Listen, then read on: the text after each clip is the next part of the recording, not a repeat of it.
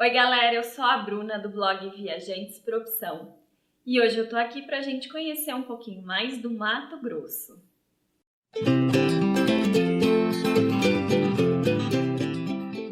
Se essa é a sua primeira vez aqui ou não, seja muito bem-vindo ao nosso canal e a mais um vídeo da série Viagens Imaginárias. Nessa série nós estamos redescobrindo todos os estados brasileiros e eu trago aqui sempre 5 dicas das capitais e mais 5 outros lugares do estado para a gente conhecer, e hoje o estado é o Mato Grosso. A capital do Mato Grosso é Cuiabá e uma das características marcantes da cidade é ser muito quente.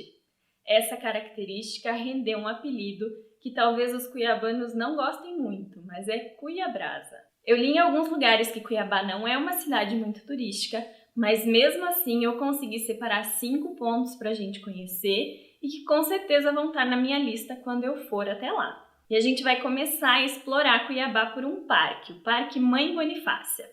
Ele fica entre os bairros de Quilombo e Duque de Caxias e tem 77 hectares. O nome do parque é em homenagem a uma escrava fugitiva que também era curandeira, conhecida como Mãe Bonifácia. Dizem que por ela ser idosa, os capitães do mato não a incomodavam, e com isso ela conseguia abrigar outros escravos fugitivos e também controlava o acesso ao quilombo.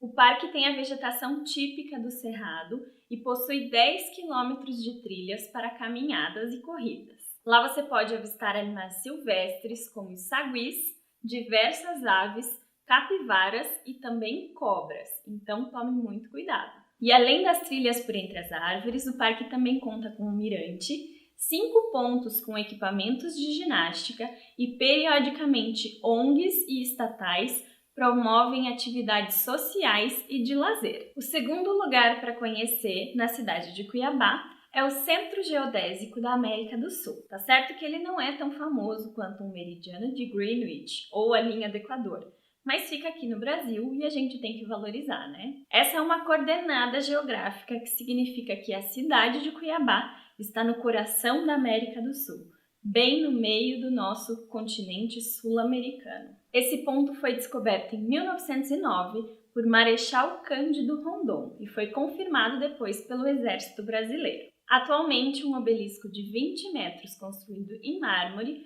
marca exatamente o ponto dessa coordenada geográfica. E a próxima atração para conhecer em Cuiabá é o Museu do Morro da Caixa d'Água Velha. Se você não tem mais utilidade para uma caixa d'água desativada, por que não transformá-la em um museu? A cidade de Cuiabá fez isso com essa caixa que era o único reservatório de água da cidade por mais de 142 anos. Ela não era qualquer caixa d'água, ficava submersa e armazenava em média 1 milhão de litros de água que eram distribuídos nas bicas da cidade. A exposição principal do museu, claro, conta a história dessa cisterna que abastecia aproximadamente 25 mil habitantes.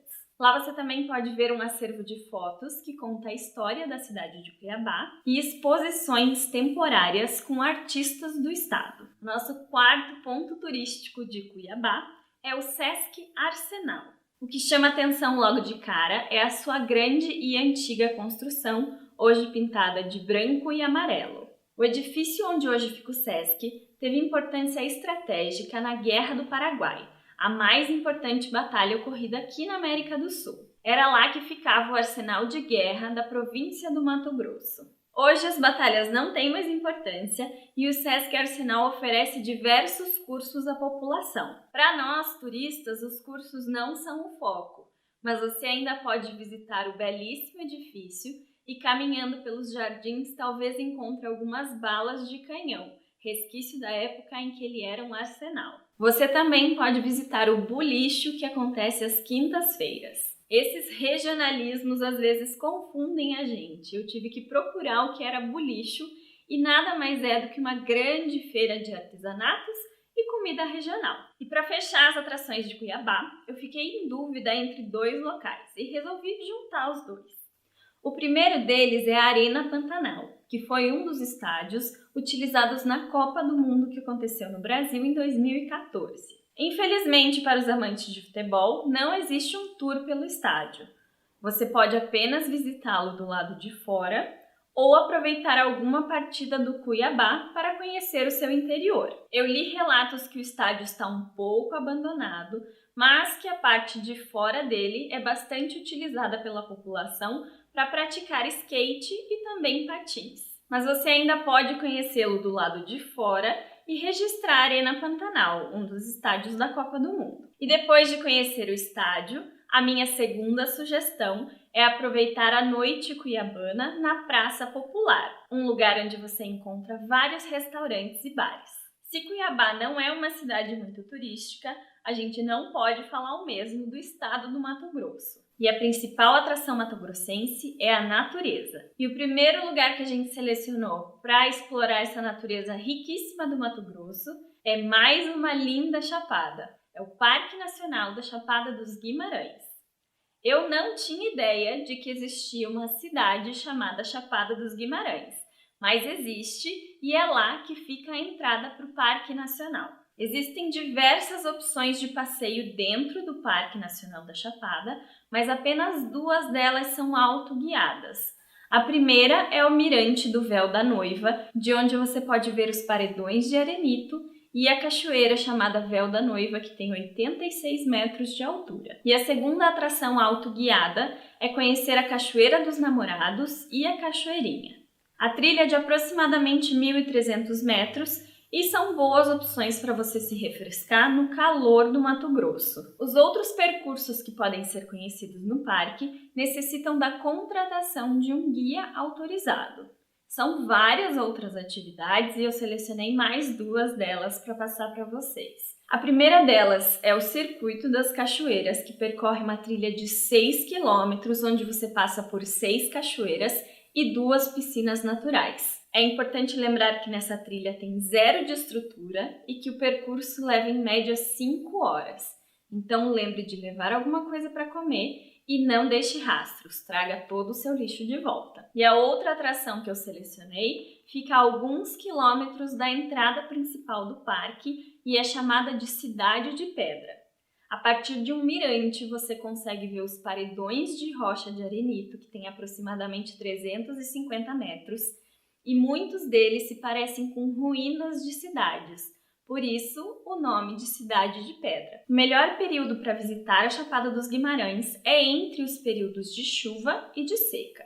Então, prefira os meses de abril a junho ou novembro. O segundo lugar para visitar no Mato Grosso ainda fica na região da Chapada dos Guimarães, mas fora do Parque Nacional. É a Caverna Aroejari. Essa caverna fica numa fazenda particular chamada Água Fria e a aproximadamente 42 quilômetros da Chapada dos Guimarães. A Caverna Aroejari é a maior caverna de arenito do Brasil, tendo 1.550 metros. O local era sagrado para os índios bororos que moravam na região e o nome Aroejari significa Morada das Almas.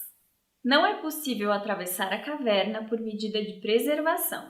Então, após conhecer a primeira entrada, você passa pelo lado de fora até chegar ao outro lado, onde fica a Lagoa Azul. Essa lagoa de água cristalina tem um azul então clarinho e conversando com o seu guia, você pode descobrir qual é o melhor horário para visitá-la e ver os raios de sol incidindo na caverna. Na mesma trilha da caverna Aroejari, você pode passar também pela Ponte de Pedra, de onde você tem uma linda visão dos paredões de arenito, e também pode conhecer a caverna Quiogo-Brado. Ela é muito mais estreita que a anterior, tem apenas 270 metros de extensão e você pode atravessar de um lado para o outro. O nome dessa caverna significa ninho de pássaro, e se você der sorte, pode encontrar alguns voando por lá. O terceiro lugar da nossa lista é a cidade de Cáceres. A cidade de Cáceres tem um apelido charmoso.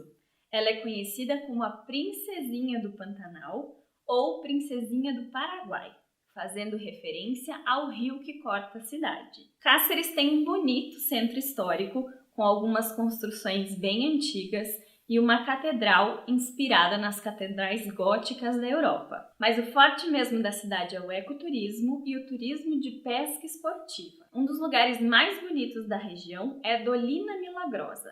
Esse poço com águas ora verdes, ora azuis, dependendo da incidência do sol, era tido como milagroso. As águas curavam os escravos enfermos fugidos da fazenda jacobina. Se a história é verdadeira ou não, eu não sei. Eu só sei que olhando para as fotos me dá a sensação de que esse é um lugar realmente milagroso. Esse poço no meio da mata tem 30 metros de diâmetro e até hoje mergulhadores não conseguiram encontrar o fundo. Eles já mergulharam até 180 metros e ainda não sabem qual a profundidade da Dolina Milagrosa. E a outra atração de destaque em Cáceres é a pesca esportiva. A cidade cedia todo ano o Festival Internacional da Pesca Esportiva, que já está na sua 38ª edição, e entrou para o Guinness Book em 1992. O recorde foi o maior festival de pesca embarcada em água doce do mundo. Se você gosta de pescaria, Cáceres é um ótimo local para praticar, inclusive com barco-hotéis, que ficam vários dias navegando pelo Rio Paraguai. O quarto lugar para conhecer no Mato Grosso é a cidade de Jaciara e o Vale das Perdidas. A 15 quilômetros da cidade de Jaciara fica o Vale das Perdidas, onde se encontram 7 sítios arqueológicos com pinturas rupestres. Se você assistiu ao vídeo da Paraíba, onde nós falamos da Pedra do Ingá, vai perceber que as pinturas rupestres aqui de Jaciara são bem diferentes das de lá. Os desenhos da Pedra do Ingá eram entalhados na pedra, e as pinturas de Jaciara parecem ter sido feitas com tinta. A datação feita com carbono 14 mostra que essas pinturas foram realizadas entre o ano 2600 e 1600 anos antes de Cristo. Entre os desenhos representados pelos povos pré-históricos estão a figura humana, a agricultura primitiva e alguns animais. Uma crença entre esses povos dizia que eles deveriam pintar os animais antes de sair para a caça. Isso faria com que a alma dos bichos ficasse presa e seria muito mais fácil de capturá-los. As pinturas rupestres de Jaciara, no Vale das Perdidas, também só podem ser conhecidas com guias autorizados. E o último lugar para conhecer no estado do Mato Grosso é a cidade de Nobres e a vila de Bom Jardim. Nobres é como se fosse a prima menos conhecida da cidade de Bonito. Ela também tem rios de água cristalina, onde é possível fazer a flutuação e a observação de peixes, como a cidade de Bonito, que fica no Mato Grosso do Sul. Mas apesar de ser uma atração incrível, não é sobre isso que eu vou falar hoje. Eu escolhi 2 opções um pouquinho diferentes. A primeira delas é fazer o Boia Cross no Duto do Quebó. Boia Cross é um nome sofisticado para o que a gente conhece aqui no Paraná como descer o rio de boia. Mas o Duto do Quebó tem a atração a mais, que é atravessar uma caverna durante o percurso. O percurso é de pouco menos de 2 quilômetros e 228 metros deles são feitos atravessando a caverna da cerquinha. Para não ficar totalmente no escuro, além do capacete, sandálias e do colete salva-vidas, você recebe também uma lanterna. Se quiser um pouco mais de velocidade, o indicado é fazer o percurso na época das cheias. E a outra atração que eu separei na cidade de Nobres é conhecer a Lagoa das Araras. Essa lagoa é repleta de palmeiras de buriti que, quando morrem, ficam com o seu tronco oco. Esse tronco é perfeito para o ninho das araras. A magia da Lagoa das Araras começa a partir das 17 horas, que é o horário que as aves começam a retornar para os seus ninhos. Além da revoada, você ainda tem o espetáculo do pôr do sol, que é lindo. E aí, curtiu os lugares para conhecer no Mato Grosso? Se você tem alguma dica que eu não falei nesse vídeo, deixa por favor nos comentários que a gente vai adorar saber. E se você tem fotos legais de outros estados brasileiros, marca a gente com a hashtag Viajantes por Opção lá no Instagram. Talvez a sua foto apareça aqui em um próximo vídeo. Não esquece de curtir se você gostou e se inscreve no canal para a gente se ver aqui na próxima semana descobrindo um novo estado brasileiro. Um abraço e muitas viagens! Tchau!